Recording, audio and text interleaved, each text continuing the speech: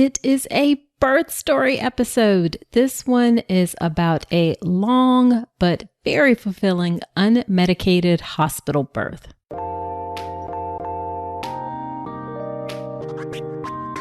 Welcome to the All About Pregnancy and Birth podcast. I'm your host, Dr. Nicole Calloway Rankins, a board-certified OBGYN physician, certified integrative health coach, and creator of the Birth Preparation Course, an online childbirth education class that will leave you feeling knowledgeable, prepared, confident, and empowered going into your birth.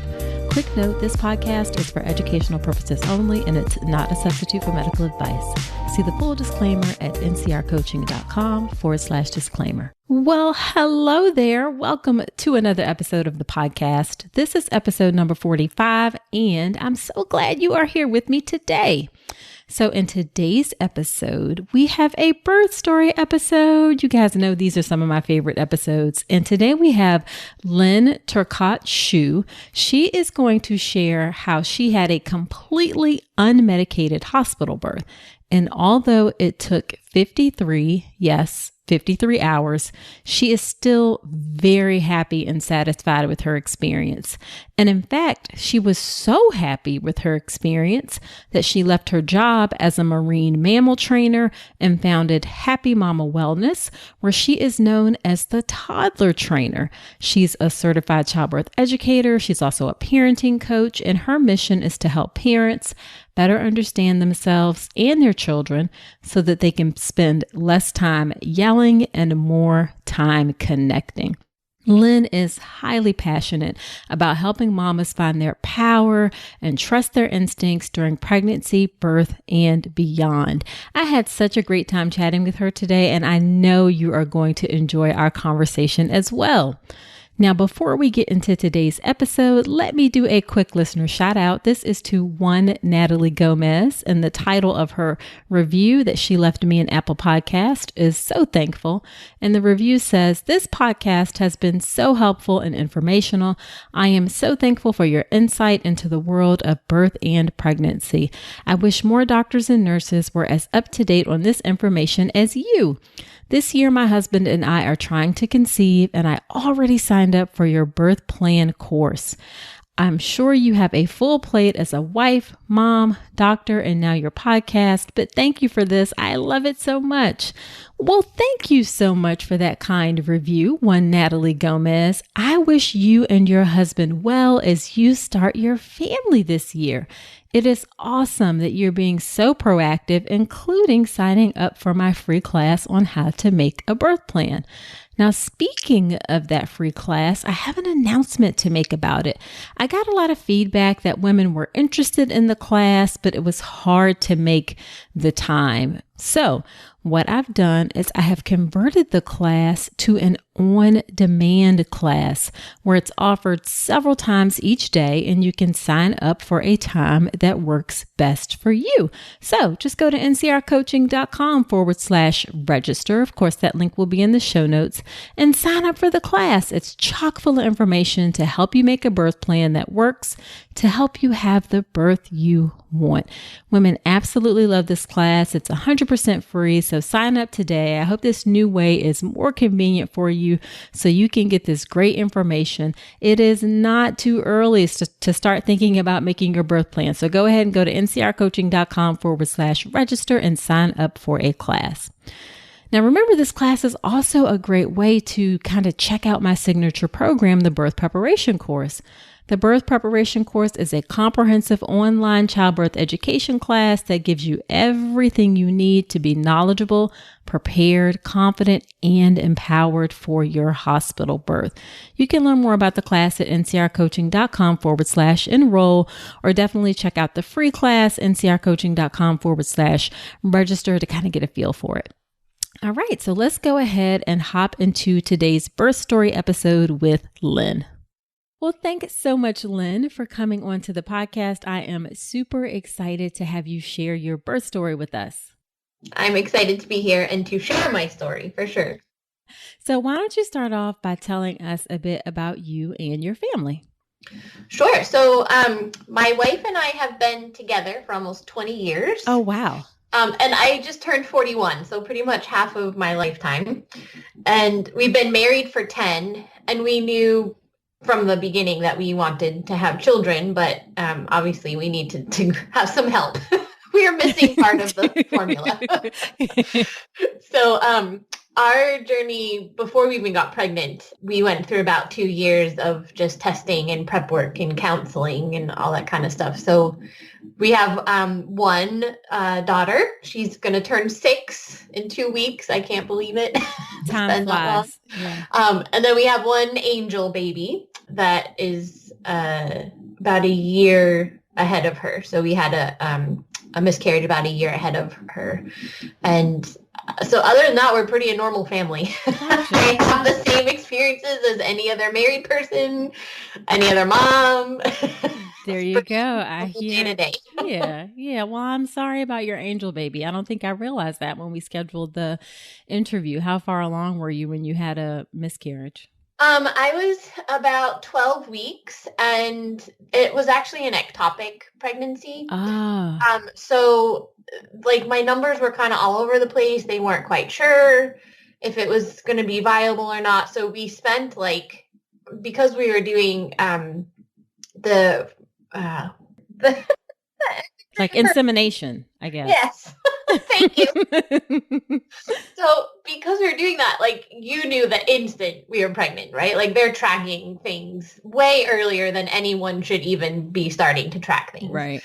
And so it was just this roller coaster of oh my gosh, we're pregnant. And then, oh, but the number's not good. Oh, but the number got better. Oh, but now it went down. It was just this crazy really long 3 months. And they started to suspect that it was an ectopic pregnancy.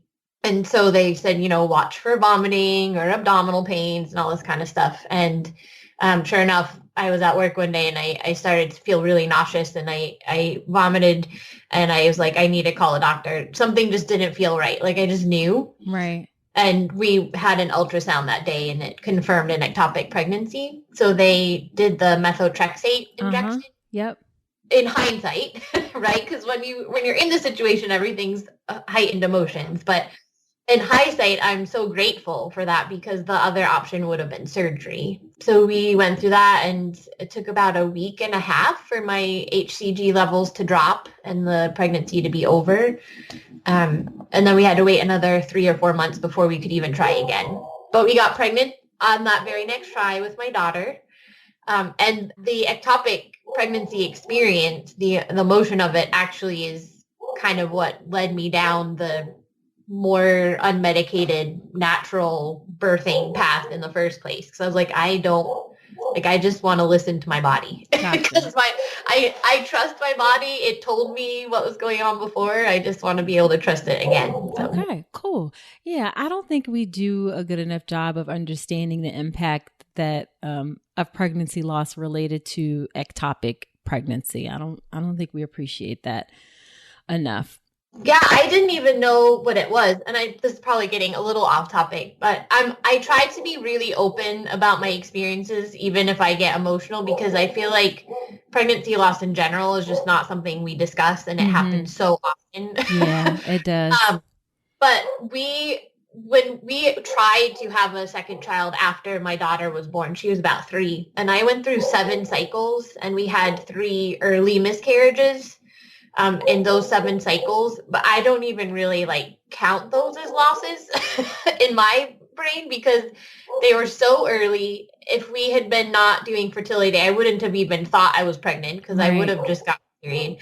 And so it was very different than the ectopic experience, which we knew that we were pregnant. We weren't sure what was happening. When it came down to it, even though there wasn't really a choice, in a rational choice, I still felt like I was choosing my life over my baby's, which was really difficult for me. Sure. In the moment.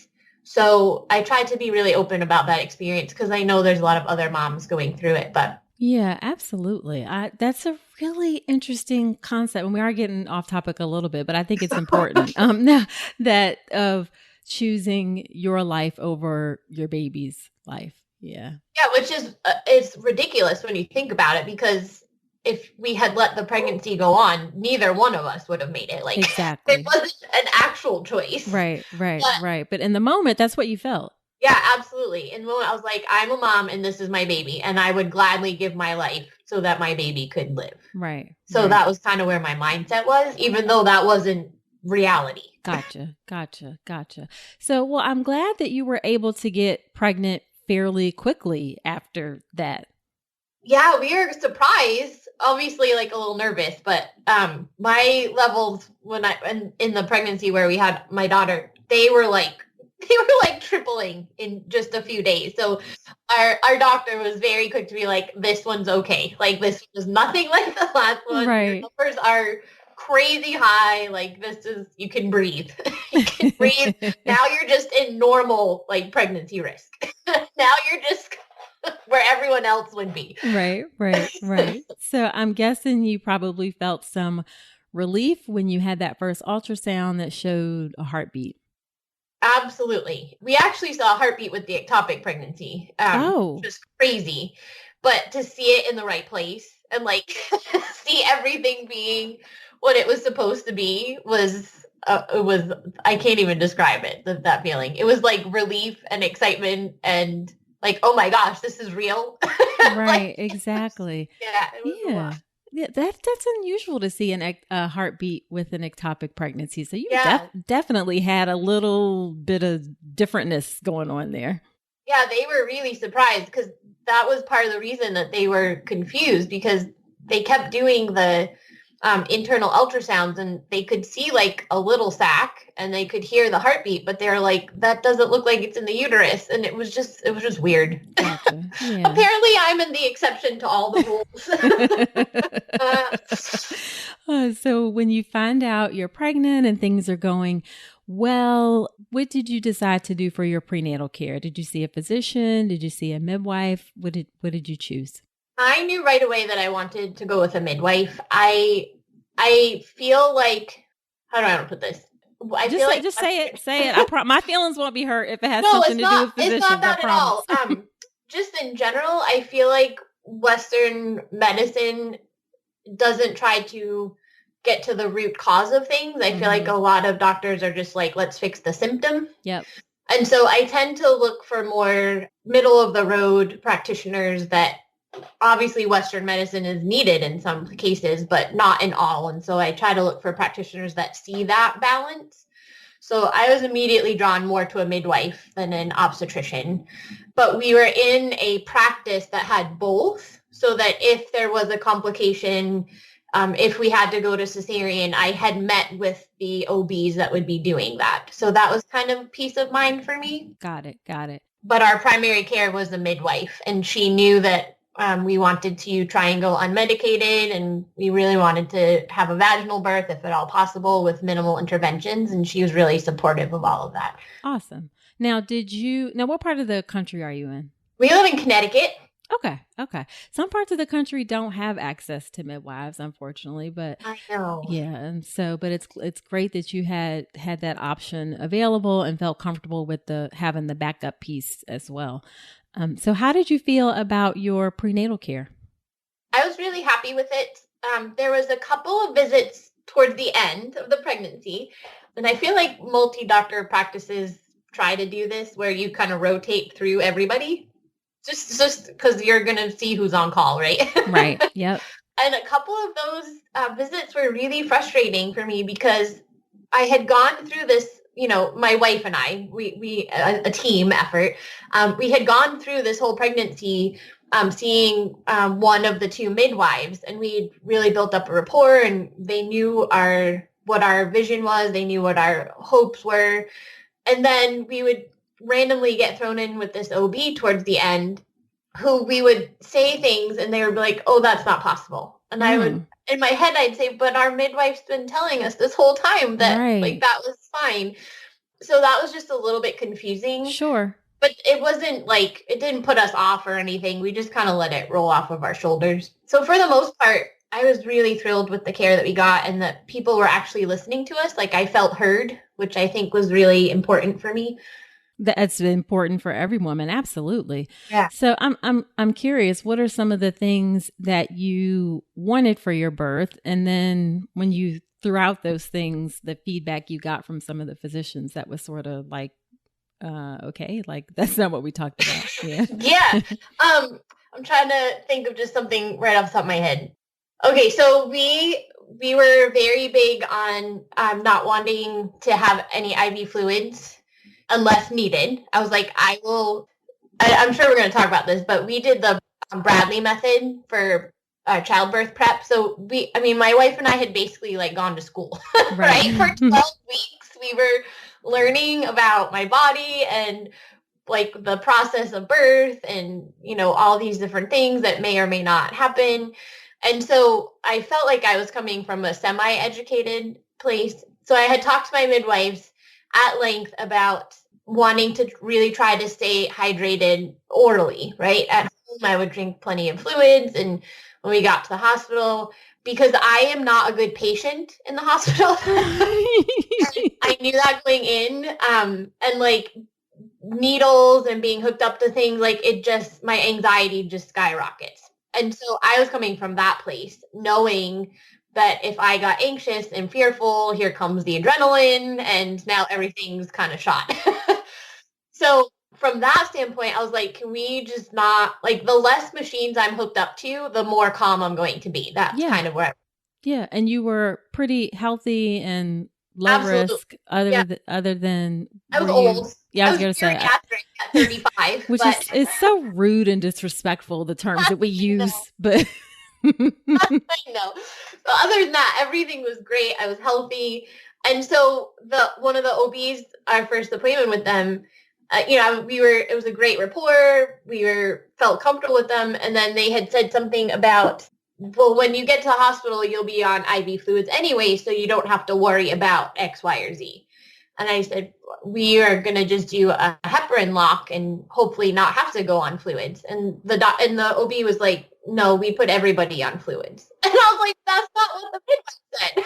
It is not necessary. Like, it totally is not necessary. So that's my soapbox moment. But yay, thank you for that. So that was just an example of what probably seemed completely really little and insignificant to them. That just is just what we do. We just put people on fluids so they aren't hydrated. To me, I was like, oh my God, now I'm going to be hooked up to an IV pole and I'm going to have to drag this thing around and I'm going to have a needle in me. And like that started to just cause anxiety for me. And then the next point when we were back with the midwife and she's like, no, don't pay attention. Really fine. I'm going to write it down for you. And so, it made it a little bit better. But so it wasn't huge things, but they were huge for me. Yeah, it makes total sense. And then the conflicting information is a little bit confusing as well. So I can totally see that. So I'm guessing it sounds like you just wanted lower intervention. So to be not connected to as much stuff as possible, if maybe intermittent monitoring or wireless monitoring if possible. Did you want to I'm sure be able to move around as much as you can? Yeah, absolutely. When I started looking for a childbirth, prep type course, I had said to my wife that I really wanted a home birth because I wanted to feel safe and I wanted to, make sure that I could keep my body calm and not get into that anxiety state. And my mother, God bless her, actually literally had an intervention, literally brought family members to my house and staged an intervention. Oh, stop. Not the circle of everybody around you. Legit, a legit intervention. And she said, it's not safe. You're going to put yourself and your baby in danger if you have a home birth. And I just was like, what are you talking about? I love you, but you have no idea what you're talking about. I think she was thinking I was just going to go in the backyard and have a baby. I'm trying not to laugh at the situation. Yeah, no, it was comical. So I was respectful. I tried to be polite and respectful, but at the same time, I was like, no, this is not I will send you the research. This is not, I was like, I'm still there's still a midwife there. There's still it's not like I'm just in the middle of the woods. Going out in the woods, right. Yeah. But after that, my wife came up to me and said, I will do whatever you want, but a home birth makes me a little nervous as well. Okay. So I was like, okay, well, your opinion matters. Right. So we sought out Bradley. And so my goal was to kind of have as close to a home birth experience in a hospital setting. That's kind of what my vision was. Yep. So you decided to use the Bradley method for preparation. How do you feel about that, or how did it work for you? It worked great, but I know, like, in the core of my being that it worked great because my wife and I put in the work ahead of time. So we were super diligent about every single day doing relaxation practice. And, you know, a couple times a week, we would do a labor rehearsal and try out different positions. And we really were like, we are preparing for a marathon, and this is the work we need to put in. And I had a really physically strenuous job. And I very vividly remember people being like, oh, let me get that for you, or let me do this for you. And I'd be like, no, I'm training for a marathon. Get out, like, stop. I need, like, my body to be strong. Stop trying to do things for me. Right. So we really had that mentality about it. And so when the day came, I was physically prepared, mentally prepared, emotionally prepared, because we had put in the work. So I've seen other families, because I taught Bradley for a couple of years. I don't anymore, but I saw a couple families go through it, and they were like, the curriculum helped, but I just didn't feel ready. And so I kind of called them out and said, well, did you do all the stuff we talked about each week? And they'd be like, no, not really, or, you know. So I feel like with anything in life, that's, you kind of get out what you put in. Mm-hmm. So I feel like that's why it worked so well for us. But the curriculum itself was great, and I felt really prepared and educated, for sure. Okay. Got it. So did you do anything else other than Bradley to prepare? No. Well, we took a hospital tour so that we could visualize where everything was going to happen. I feel like that helped a lot too, with my anxiety, at least. Yeah. But other than that, we just followed the exercises and nutrition and the relaxation stuff that Bradley was providing for us. Got it. Okay. It sounds like you did so much of obviously you were very prepared, and you also paid attention to that mental piece and creating the right energy surrounding your birth, because that really makes a difference. I tried hard, so I'm hoping that's what made the difference. I need to think all those hours of effort and practice were really for nothing. Right. Absolutely. So why don't we get into what was your labor and birth like? Let's get all the details. Yeah, absolutely. It was long. It's really long. But I always tell people when I'm telling my story or sharing my story that I feel like you either have a really short, intense labor, or you have like a really long, not super intense labor. Like, I feel like the faster it goes, the more intense it is. That's often true. Yeah. In some ways, I'm glad that I had such a long labor, but I had it's prodromal labor. Is that the name of it? Where like really extended early labor. So I was getting real labor contractions, not Braxton Hicks. But they were just sporadic all over the place for about 2 weeks before things kicked into a pattern. Okay.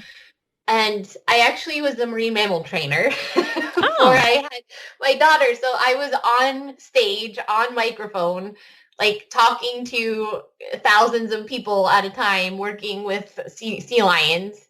And I have very, like it was yesterday kind of memories of having to say into the microphone, you know, and my friend Jen is going to take over for me for just a moment. And I would walk backstage and have a contraction. And then I would come back out on stage and like, be like, and I'm back. And here we go. And just kind of, it was just like a comedy of, it was funny. So, So I worked right up until really the pattern started to kick in.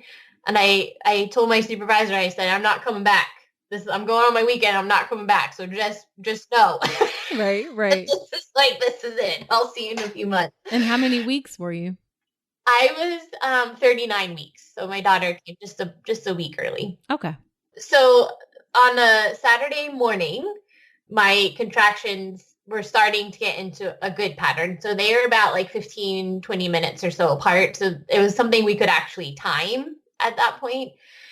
And I made the mistake, talk about lessons. This is one of the lessons. I made the mistake of calling my mom and my sister and telling them that. And they live over an hour away. So that piece of the story will be coming. But I told them, oh, contractions are in a pattern now. So we'll keep you posted. And so my wife and I just were at home, and I was just kind of doing whatever my body was telling me. I did a lot of standing. We have like a banister at the bottom of our staircase. I did a lot of just kind of leaning over the banister and swaying back and forth. I was on our birth ball. I was in our tub. Like I just was kind of all over the place, just trying to go about my day and not really get too worked up about anything in either direction. And very, very slowly, the contractions started to come closer together.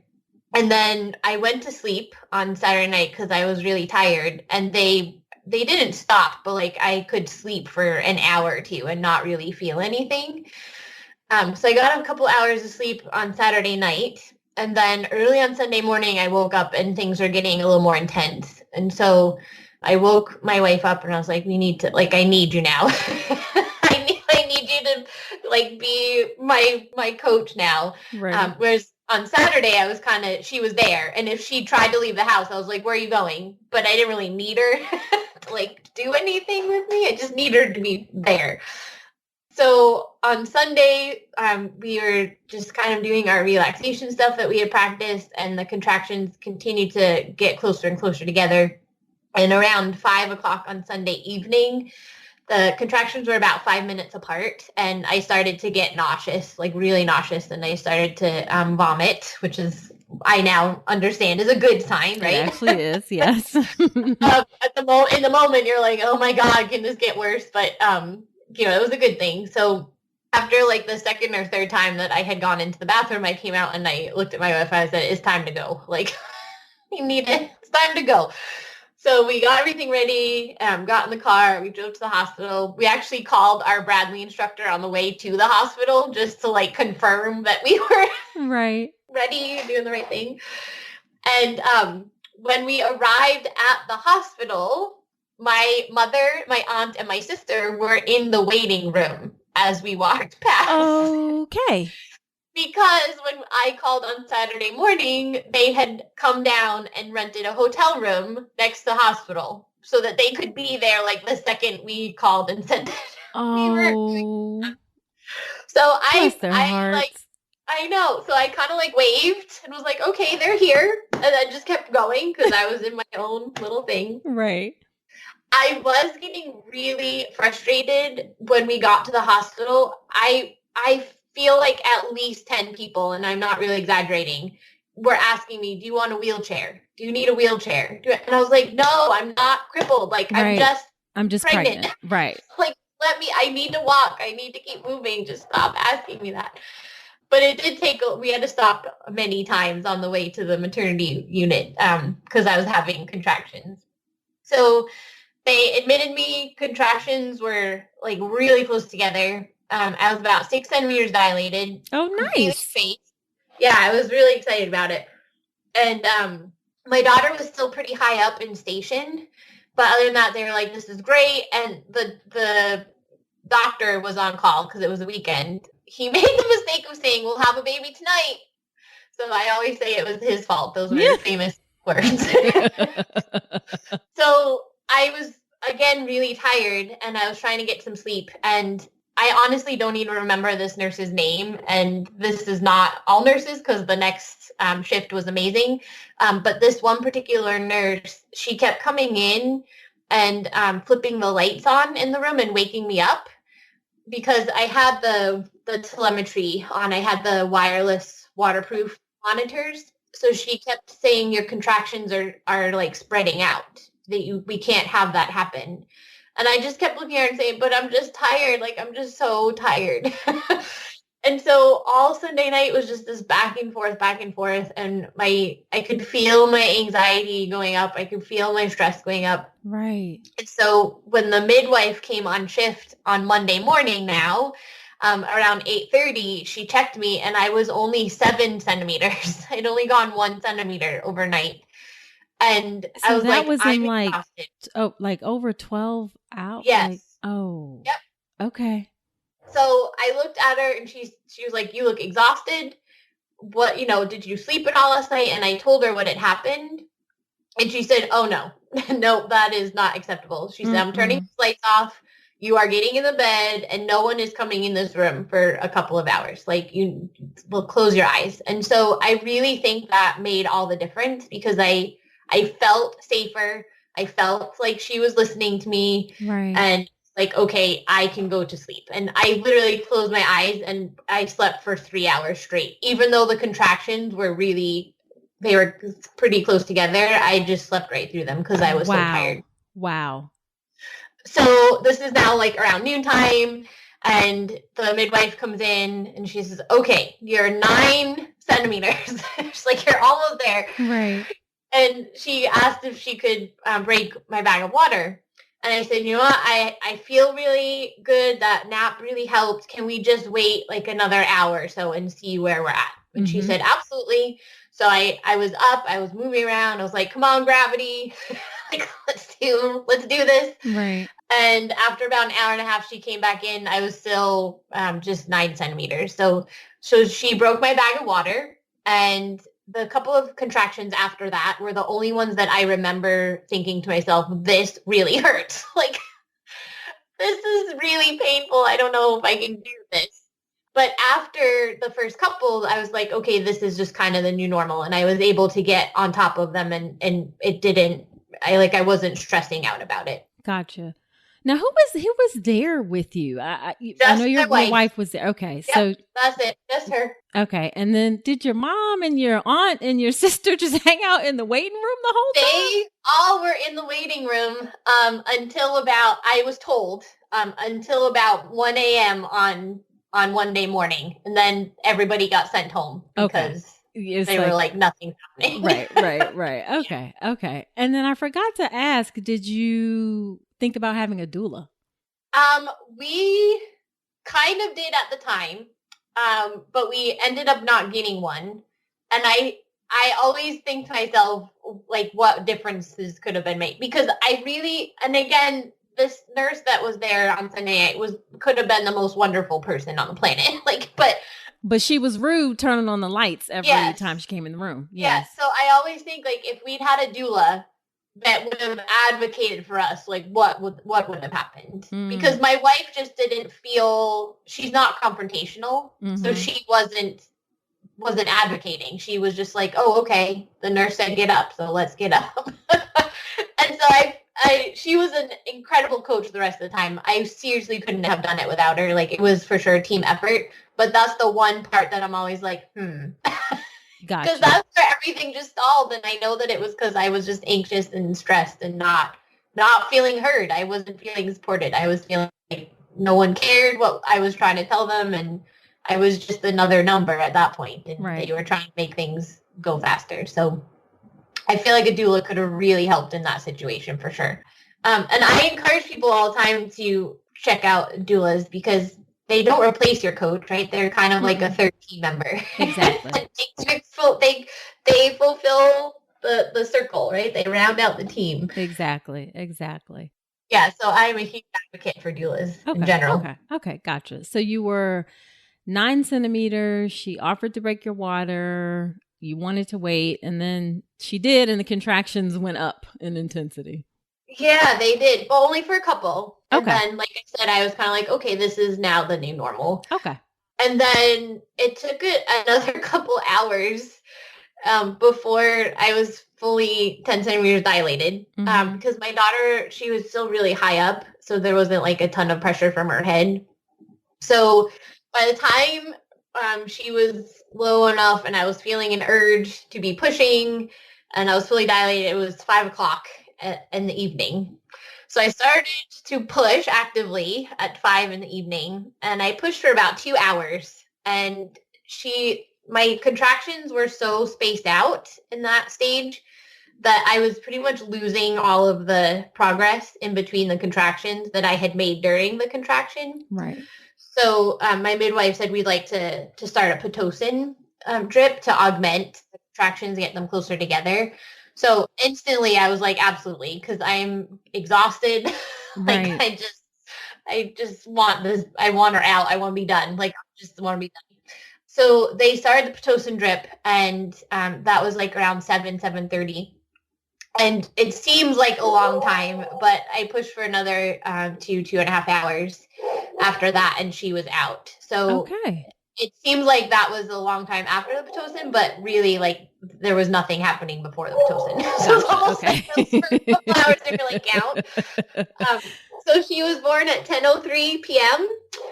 and I just like she came out and I had a baby and then we were in new parent mode, and it wasn't until the next morning when our nurse came back in and she said, we've been talking about you all morning because that was the longest labor we've ever seen.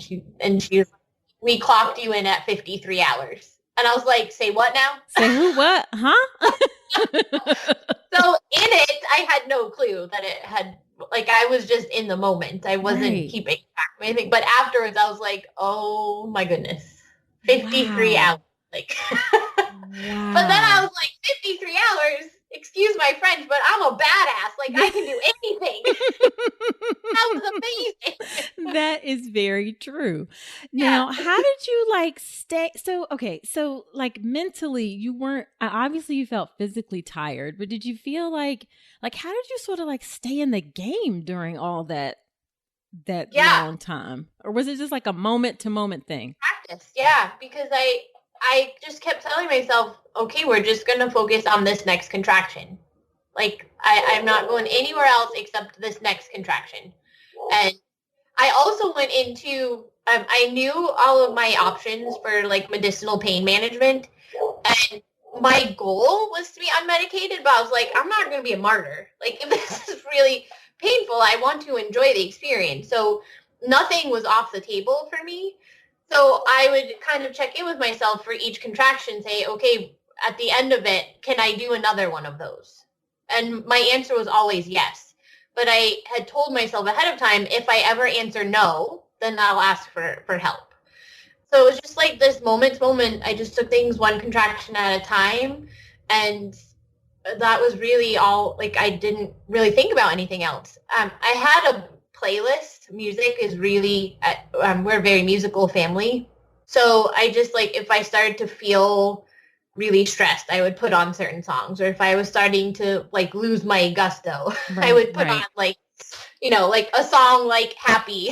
I put on like a song like that and I'd start dancing a little bit and like get myself energized again. And so it really was just moment to moment. That's why I was so surprised when the nurse came in that next morning. Because I was like, I feel like it was just a couple hours. Right. I just was not thinking about it in those terms. Wow. Now, that's just a really long time. But it's something that I hear commonly for women who do unmedicated birth who are successful with it, is that you take it moment by moment and then you don't realize how long or how much time it takes. Yeah.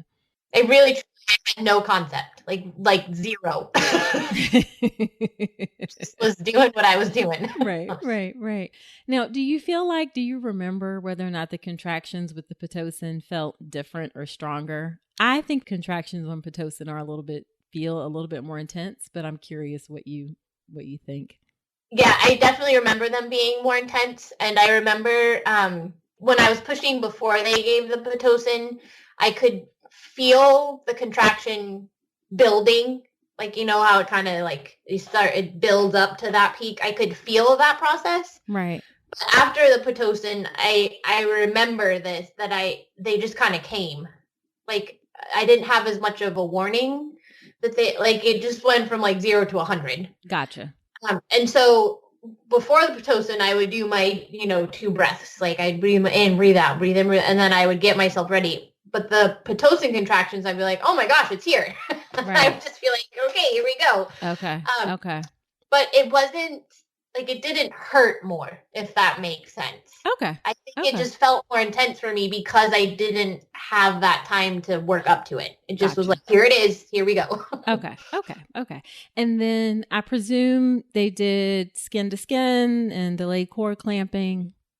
Yes, at the time, which this is only 6 years ago, so this tells us how far things have come, right? But at the time, our hospital did not do skin to skin as standard protocol, so we had to really advocate for that. Right.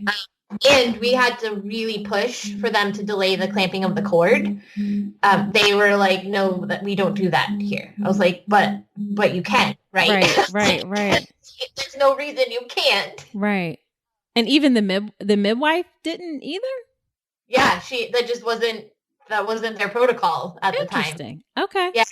So she was the one that was another one of the things that she was like, yeah, there's no reason we can't. We just don't usually. And then the OB came back and said, we don't do that. I was like, well, you're going to do it this time. Right. We've already talked about it and you can. And so that's what's happening. Yeah, but now that same team at the same hospital, because I see my midwife that was with me when I gave birth to my daughter, she's now she's my gynecologist. I see her. And so we talk about this stuff all the time. And she's always like, you wouldn't believe how fast things have changed. Like, this is standard now. This is standard now. This is, and people don't have to fight for it anymore. So that makes awesome. Yeah, that's awesome. So overall, do you feel like you were happy with your experience? It sounds like it. Yeah, absolutely. I tried really hard not to have expectations going in. My goal was to have a really empowering experience that would allow me to trust myself and my instincts as a parent. That was really important to me, that I could listen to my body and listen to what my instincts were telling me during the birth process, so that as a parent, I knew that if I listened to my instincts, that was the right course. And that's exactly what happened for me. We didn't have a completely intervention-free birth, but at each step, we did what felt as the right choice for us in that moment. And so I don't regret anything that happened. The only thing that I might go back and change again was that overnight where the nurse kept waking me up, like, have a doula present, tell my wife to get her big confrontational pants on, or I don't know. I know what you mean. Yeah. But yeah, everything else, I was great during the whole thing. Like, I was healthy. We didn't have any medical complications. My daughter didn't have any issues with stress. Like, her heart rate was great the whole time. The medical team was beyond supportive. That nurse and the midwife that started their shift at 8:30 that morning, they stayed over their shift to be there when my daughter was born at 10. Oh, wow. Like, it just was, I felt so supported, and just like almost like my extended family was there in the room, because we just had that rapport throughout the process. So you felt like that second nurse was just much better in terms of. For sure. We still have coffee. Aww. I keep in touch with her. Like, really, truly, that made the whole difference for me, was having her there, and the fact that she was hearing me and, letting me, not letting me do what I wanted to do in terms of, like, you're running the show, but like hearing what my feelings were, what my concerns were, and saying, okay, what if we do this or this, and then helping us figure out that decision. So exactly. Yeah. There is nothing in this world like a good labor nurse. It can make all the difference in the experience. And I think people don't necessarily appreciate how important a labor nurse's role is, because she's the one who's there actually most of the time. Yeah, for sure. It made a huge difference. For me, I don't even want to think about. Yeah. If it had been overnight, if she had been the one during the day, and like when my daughter was born, I can't even imagine. It would have been completely different, because I wouldn't have felt safe and supported. I would have been on edge and feeling anxious, and I have no idea how it would have turned out. Yeah, for sure. Yeah. Feeling safe, feeling supported are just so important. Your body works so much better with the process of labor if you're feeling safe and supported in the moment. Yeah, I feel like it's so important. And I thought that's just how it went. Like, oh, this is what everybody experiences. Yeah, And no. I had such an incredible birth experience that I moved on. I never went back to my job as a marine mammal trainer. I actually became a childbirth educator because of that, because Wow. of the experience I had. And my eyes were like, what, they got opened big time, Yeah. because I realized how lucky I was, because it is not the norm. Like, I was the exception, and that made me really sad, to be honest. For sure. So I try as much as I can to share my story without being judgmental, because everyone's going to have different choices and preferences. And, I don't do well in a hospital, but another mom maybe would be freaking out at home and wants all the bells and whistles and machines to be present. Sure. So everyone is going to be different. And I just really try to make sure that moms know that they have the power, that, it's their experience, their decisions, and do what I can, because I don't want to be the exception anymore. Exactly. I want what I experienced to be the rule. So that's kind of my vision. Awesome. I love that. Now, if you had to pick like your top couple things that you learned during your pregnancy and your birth that you'd like to share, what would those be? I think it's really cool how it totally transformed, like your birth transformed like your whole life. I mean, you have a new job now. Yeah, it really did. It really did. I think number one, in the pregnancy part, my mentality was, I am not sick, I'm pregnant. Mm-hmm. Like, I don't need to, like, obviously I'm not going to go horseback riding. Right. Like, limit my activities. I don't need to, be a blob on the couch. If I'm tired, then I'm going to sit, but I don't need to force myself to do anything specific. I'm going to stay active. I'm going to, keep doing the things that make me happy and feel good. And so I just had that. A, I'm not sick, I'm pregnant, and B, I'm preparing for a marathon. And those two things made such a huge difference. So I feel like when you're pregnant, sometimes people treat you like you're sick. Right. So if you, like, as the mom, if you cannot follow that lead and not think of yourself in that way, I feel like that would be make a huge difference. I agree. And then during the labor, I think the biggest lesson, and this kind of just goes with life in general for me now, honestly, is to just take it one contraction at a time. Yep. Like, take it one moment at a time, one day at a time, especially some days in parenting. Woo. Yeah, right? Girl, who you telling? Okay. Like, just this morning, it was. So like, just having that mentality of, one breakfast at a time. Like, we're going to get through breakfast, and then we'll see how we are after that, and then we'll get through lunch. So just not projecting so far out into the future, just being in the moment, and can I handle what's happening right now? Great. Right. And from there, those are probably two biggest takeaways. Those are great things to keep in mind and for women to know. Now, are there any other resources that you'd like to share that you've come across that you found helpful either during your pregnancy or since you've now become a childbirth educator? Yeah, I love the Spinning Babies website. Mm-hmm.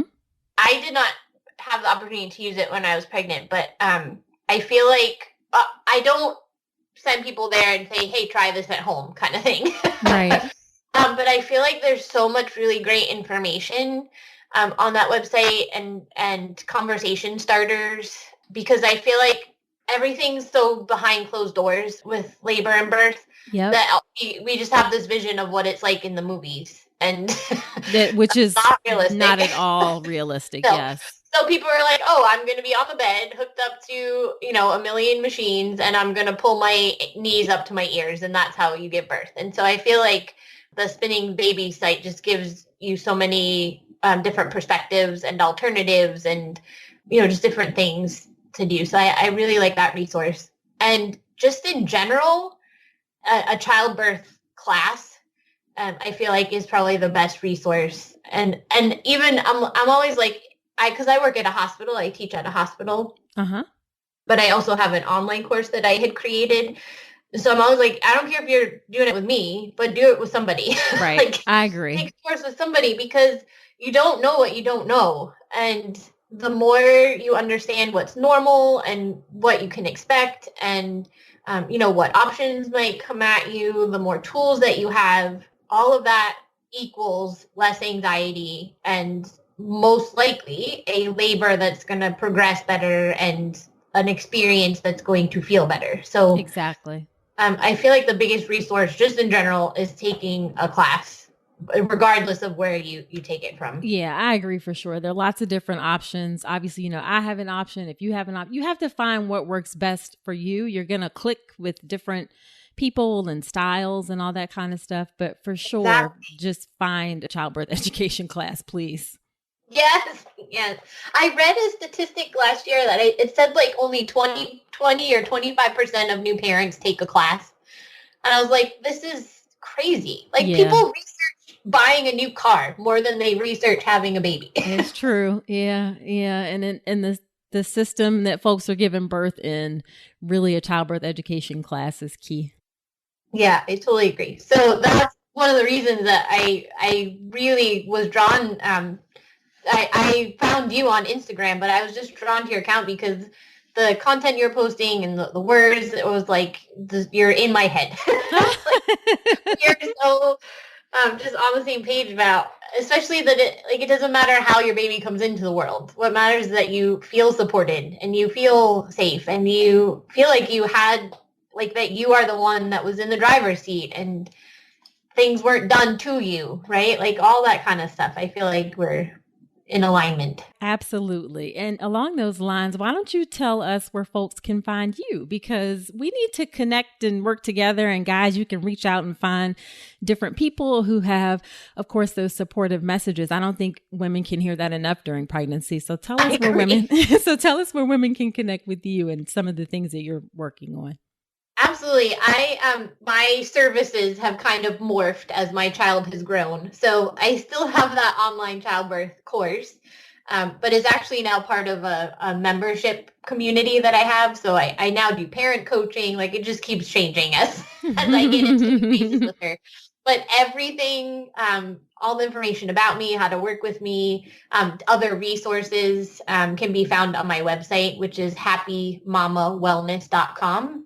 And I'm constantly updating that with new stuff. So that's the best place to go. Okay, awesome. And we'll link to that in the show notes.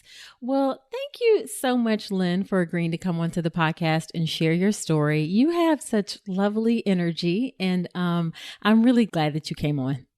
Me too. This was wonderful. And I love sharing my story. So thank you for the opportunity. All right. Wasn't that great? I really love Lynn's energy and her passion.